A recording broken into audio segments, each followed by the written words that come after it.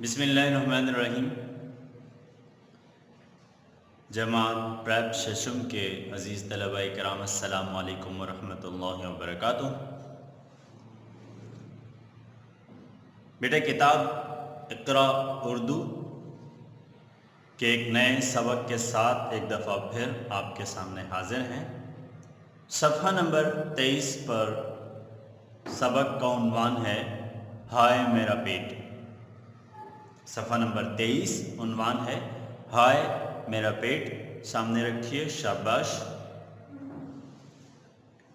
بیٹا، آج کا سبق معمول سے کچھ مختلف ہے، یعنی اس سے پہلے آپ جتنے بھی اسباق پڑھتے رہے ہیں، آج کا سبق ان تمام اسباق سے کچھ مختلف ہے۔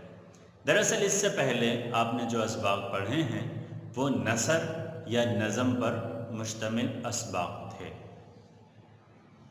آج جو ہم سبق پڑھنے جا رہے ہیں، ہائے میرا پیٹ، یہ ایک ڈرامے پر مشتمل سبق ہے۔ ڈرامہ کیا ہوتا ہے بیٹا؟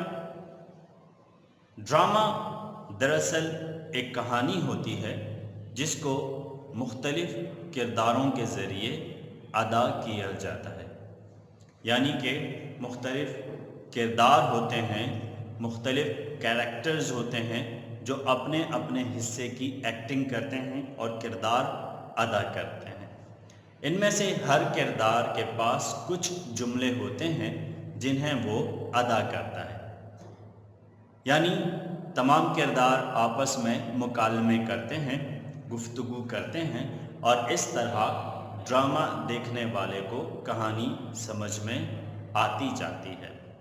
ہر ڈرامہ کچھ مناظر پر مشتمل ہوتا ہے، یعنی اس میں کچھ منظر ہوتے ہیں، جیسے کہ ہمارا آج کا جو یہ ڈرامہ ہے یہ 3 مناظر پر مشتمل ہے۔ انگلش میں اسے سین کہا جاتا ہے۔ منظر کو کیا کہا جاتا ہے؟ سین، ٹھیک ہے؟ تو آج جو ہم ڈرامہ پڑھنے جا رہے ہیں یہ دراصل 3 مناظر پر مشتمل ایک ڈرامہ ہے۔ دراصل یہ 7 صفحات پر مشتمل ایک ڈرامہ ہے جس کا اس ویڈیو میں مکمل آپ کے سامنے پڑھا جانا ممکن نہیں ہے، اس لیے میں آپ سے توقع کرتا ہوں، بلکہ آپ کو یہ ہدایت دیتا ہوں کہ آپ انشاءاللہ یہ ڈرامہ خود پڑھیں گے، ٹھیک ہے، اور اسے سمجھنے کی بھی کوشش کریں گے۔ بہتر تو یہ ہے کہ آپ اسے اپنے گھر والوں کے سامنے پڑھیں، انہیں پڑھ کر سنائیں، اور ہر کردار کے جملوں کو اسی انداز میں ادا کرنے کی کوشش کریں، یعنی نہ صرف پڑھیں بلکہ ان جملوں کو ادا کرنے کی کوشش کریں، ٹھیک ہے؟ میں آپ کو تھوڑا سا خلاصہ بتا دیتا ہوں۔ اس ڈرامے میں دراصل 6 کردار ہیں۔ کل کتنے کردار ہیں بیٹا؟ 6 کردار ہیں، جن کے نام اس وقت آپ کے سامنے ہیں۔ یہ ہیں ڈرامے کے وہ 6 کردار۔ بنیادی کردار ہیں امجد، رشید اور اکبر، جو کہ تینوں کلاس فیلو بھی ہیں، یعنی کہ ہم جماعت بھی ہیں اور دوست بھی ہیں۔ یہ ایک ہی جماعت میں پڑھتے ہیں تینوں بچے، اور تینوں آپس میں دوست بھی ہیں۔ ان تینوں کے نام ہیں امجد، رشید اور اکبر، ٹھیک ہے؟ امجد ایک ایسا بچہ ہے جو کھانے پینے کا دل دادا اور رسیہ ہے، یعنی کہ باہر کی چیزیں کھانے کا شوقین ہے، جنک فوڈ کھانے کا شوقین ہے۔ اس کے ساتھ ساتھ اس کی ایک بری عادت یہ بھی ہے کہ وہ گھر والوں سے چھپ کر چوری چھپے پیسے لے لیتا ہے، یعنی امی کے پرس سے پیسے نکال لیتا ہے، یا جہاں سے اسے ملے وہ پیسے لے لیتا ہے اور باہر کی چیزیں کھاتا رہتا ہے۔ رشید اور اکبر اس کے 2 دوست ہیں جو اس کی اس عادت پر اس سے نالاں ہیں، یعنی کہ تنگ ہیں اور پریشان ہیں، اور چاہتے ہیں کہ وہ اپنی یہ عادت چھوڑ دے۔ مسز سرفراز اور سرفراز صاحب یہ امجد کے امی ابو ہیں، ٹھیک ہے، جنہیں امجد کی اس بری عادت کا پتہ نہیں ہے، اور ڈاکٹر جمال امجد کے ابو کے دوست ہیں، یعنی سرفراز صاحب کے دوست ہیں۔ جیسے کہ میں نے آپ سے عرض کیا بیٹا، یہ ڈرامہ کل 3 مناظر پر مشتمل ہے، یعنی کہ اس میں 3 سین ہیں۔ پہلے 2 سین جو ہیں یہ اسکول کے ہیں، جبکہ تیسرا منظر جو ہے وہ گھر کے ڈرائنگ روم کا ہے۔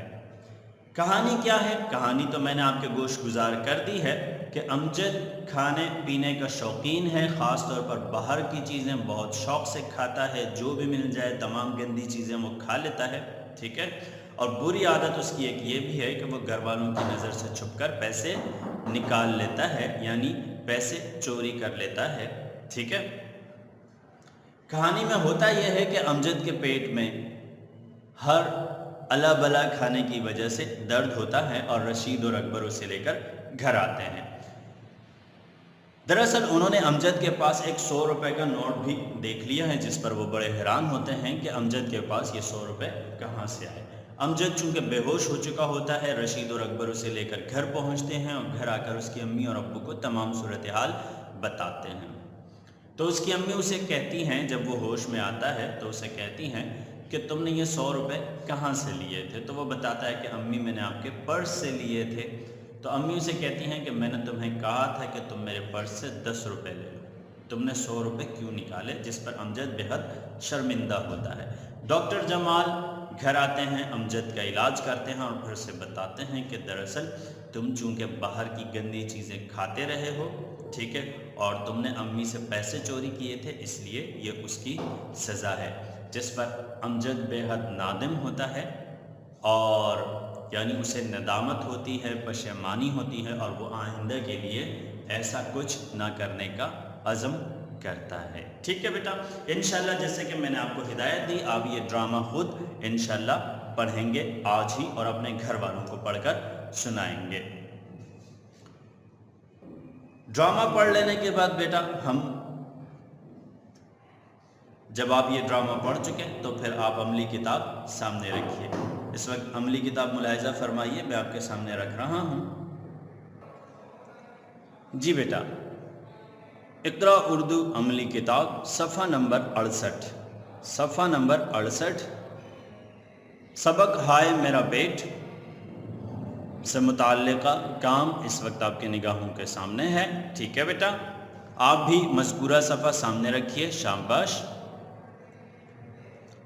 سوال نمبر 1 کے تحت پہلے 4 مختصر سوالات دیے گئے ہیں جن کے جوابات ہم نے تحریر کرنے ہیں۔ پہلا سوال ہے، وقفے کے دوران امجد کیا کر رہا تھا؟ وقفے کے دوران امجد کیا کر رہا تھا؟ تو جواب دیکھیے بیٹا، وقفے کے دوران امجد چھپ کر کینٹین میں کھڑا پکوڑے کھا رہا تھا۔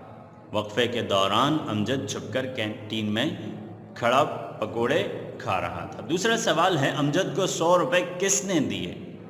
تو جواب ہے، اس کی امی نے اسے 10 روپے پرس سے نکالنے کا کہا تھا، لیکن اس نے 100 روپے نکالے تھے۔ اس کی امی نے اسے 10 روپے پرس سے نکالنے کو کہا تھا، لیکن اس نے 100 روپے نکالے تھے۔ تیسرا سوال ہے، ٹھیلوں کی چیزیں کھانے سے کیوں پرہیز کرنا چاہیے؟ تو جواب ہے، ٹھیلوں کی چیزیں کھانے سے اس لیے پرہیز کرنا چاہیے کیونکہ ان پر مکھیاں بیٹھتی ہیں اور بازار کی مٹی اور گرد سے بچاؤ کا کوئی انتظام نہیں ہوتا۔ ٹھیلوں کی چیزیں کھانے سے اس لیے پرہیز کرنا چاہیے کیونکہ ان پر مکھیاں بیٹھتی ہیں اور بازار کی مٹی اور گرد سے بچاؤ کا کوئی انتظام نہیں ہوتا۔ چوتھا سوال ہے، مسز سرفراز نے کس کی دعوت کی اور کیوں؟ تو جواب ہے، مسز سرفراز نے اکبر، رشید اور ڈاکٹر جمال کی دعوت کی تھی۔ اکبر اور رشید نے امجد کو گھر پہنچایا تھا اور ڈاکٹر جمال نے اس کا علاج کیا تھا، اس لیے انہوں نے ان کی دعوت کی، ٹھیک ہے بیٹا۔ یہ تو تھے سوال نمبر 1 کے تحت دیے گئے 4 سوالات اور ان کے جوابات۔ سوال نمبر 2 دیکھیے بیٹا، مندرجہ ذیل الفاظ پر اعراب لگا کر انہیں دوبارہ لکھیے۔ سب سے پہلا لفظ ہے اکلوتا۔ اکلوتا، لام پر زبر ہوگا کیونکہ اگر ہم لام پر پیش کا استعمال کریں تو پھر لفظ اکلوتا ہوگا جو کہ غلط ہو جائے گا، اکلوتا۔ اسی طرح اگلا لفظ ہے احتجاج۔ احتجاج، اس کے بعد لفظ ہے مروڑ۔ رے کے زبر کے ساتھ۔ اس کے بعد والا لفظ ہے اعتماد، اعتماد تے کے زیر کے ساتھ۔ اس کے بعد اگلا لفظ ہے بہکا، بہکا، ٹھیک ہے۔ اگلے صفحے کی جانب بڑھتے ہیں بیٹا، صفحہ نمبر 69، سوال نمبر 3، مندرجہ ذیل الفاظ کے معنی فرہنگ میں دیکھ کر ان کو جملوں میں استعمال کریں، یعنی الفاظ کو جملوں میں استعمال کریں۔ یاد رکھیے، اس سے پہلے بھی میں وضاحت کرتا رہا ہوں بیٹا کہ ہمیشہ اس طرز پر سوال ہو تو آپ معنی کے الفاظ جملے میں استعمال نہیں کریں گے، بلکہ جو اصل لفظ دیے گئے ہیں آپ انہی الفاظ کا جملوں میں استعمال کریں گے، ٹھیک ہے بیٹا۔ جملے اس وقت آپ کے نگاہوں کے سامنے ہیں، بہتر تو یہ ہے کہ آپ خود سے تحریر کریں، مگر آپ یہاں سے دیکھ کر بھی تحریر کر سکتے ہیں۔ سب سے پہلا لفظ ہے اکلوتا، میں اپنے والدین کا اکلوتا بیٹا ہوں، یا آپ یوں بھی لکھ سکتے ہیں کہ امجد اپنے والدین کا اکلوتا بیٹا تھا۔ اسی طرح اگلا لفظ ہے لاڈلا، جس کے معنی ہیں چہیتا، یعنی کہ ناز و نعم میں پلا ہوا، ٹھیک ہے۔ امجد اپنی امی کا بہت لاڈلا ہے۔ اگلا لفظ ہے باسی، باسی یعنی کہ پرانا، ہمیں باسی کھانا کھانے سے پرہیز کرنا چاہیے۔ اگلا لفظ ہے بہکا دینا، یعنی کہ راہ سے ہٹا دینا، بھٹکانا، شیطان اکثر نماز کے وقت ہمیں بہکا دیتا ہے۔ اس کے بعد جو لفظ ہے وہ ہے اعتماد کو ٹھیس پہنچنا، ٹھیک ہے، دھوکہ دینا۔ میرے وقت پر ہوم ورک نہ کرنے سے استاد کے اعتماد کو ٹھیس پہنچی، ٹھیک ہے بیٹا۔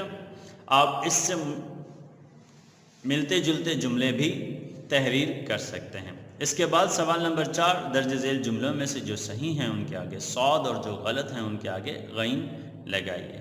امجد نے کینٹین میں گنے کا رس پیا تھا، غلط ہے۔ امجد نے گنے کا رس کینٹین میں نہیں پیا تھا، بلکہ باہر آ کر اس نے پیا تھا۔ امجد اپنے والدین کا اکلوتا بیٹا تھا، جی ہاں صحیح جملہ ہے۔ امجد دوستوں کو بتا کر اسکول سے نکلا تھا، یہ غلط جملہ ہے، وہ دوستوں سے چوری چھپے باہر نکلا تھا۔ اسے 100 روپے کا نوٹ اس کی امی نے دیا تھا، غلط ہے، نہیں، 100 روپے کا نوٹ اس نے خود چھپا لیا تھا۔ ڈاکٹر جمال اس تکلیف کو گردے کی تکلیف سمجھے تھے، جی ہاں صحیح ہے۔ اس ڈرامے کا اہم کردار امجد ہے، جی ہاں صحیح جملہ ہے۔ ٹھیلوں کی چیزوں پر صفائی اور گندگی سے بچاؤ کا انتظام ہوتا ہے، جی نہیں، بالکل نہیں، غلط جملہ ہے۔ ہمارا معدہ مکمل بھر جائے تو کام نہیں کر سکتا، جی ہاں یہ جملہ بھی صحیح ہے۔ اس طرح صفحہ نمبر 68 اور 69 آپ نے ملاحظہ فرمائے، آپ انشاءاللہ یہاں سے دیکھ کر کام مکمل کر سکتے ہیں، ٹھیک ہے۔ اب بیٹا صفحہ نمبر 72 ملاحظہ فرمائیے، صفحہ نمبر 72۔ جی بیٹا صفحہ نمبر 72 آپ کے سامنے ہے۔ آپ سوچ رہے ہوں گے کہ صفحہ نمبر 69 کے بعد 72 کیسے شروع ہو گیا ہے۔ دراصل بیٹا آپ کو یاد ہوگا کہ ہم نے 2 دن قبل ہی صفحہ نمبر 70 اور 71 کی تکمیل کر لی ہے۔ امید ہے کہ جیسے آپ کو ہدایت دی گئی تھی آپ نے یہ کہانی تحریر کر لی ہوگی، چڑیا اور چیونٹی کی دوستی کی لازوال کہانی، ٹھیک ہے بیٹا۔ آج ہم صفحہ نمبر 72 پر موجود کہانی مکمل کر رہے ہیں، جو کہ ایک بہت آسان کہانی ہے۔ کہانی خالی جگہوں پر مشتمل ہے، آپ جملوں کو مکمل کرتے چلے جائیں گے تو کہانی مکمل ہوتی چلی جائے گی۔ آپ کہانی کو کوئی بھی خوبصورت عنوان دے سکتے ہیں، میں نے جو یہاں عنوان دیا ہے وہ ہے بندر بانٹ، بندر بانٹ۔ بندر بانٹ پر کہانی یہ مشتمل ہے۔ آپ اس کہانی کو ان الفاظ کی مدد سے جو یہاں دیے گئے ہیں پورا کر سکتے ہیں بآسانی۔ البتہ ایک بات کی وضاحت کر دوں کہ یہاں ایک لفظ ہے جو یہاں الفاظ میں موجود نہیں ہے، وہ ہے کیسی دوستی کہاں کا انصاف۔ انصاف لفظ یہاں موجود نہیں ہے، ٹھیک ہے۔ اس طرز پر یہ کہانی تکمیل کو پہنچے گی۔ کوشش کریں بیٹا کہ آپ خود سے الفاظ چن کر یہ کہانی مکمل کریں، ٹھیک ہے بیٹا۔ اس طرح ہمارا آج کا کام مکمل ہوا۔ انشاءاللہ اگلے سبق کے ساتھ، اگلے نئے کام کے ساتھ دوبارہ آپ سے ملاقات ہوگی۔ دعاؤں میں یاد رکھیے گا۔ السلام علیکم ورحمۃ اللہ وبرکاتہ۔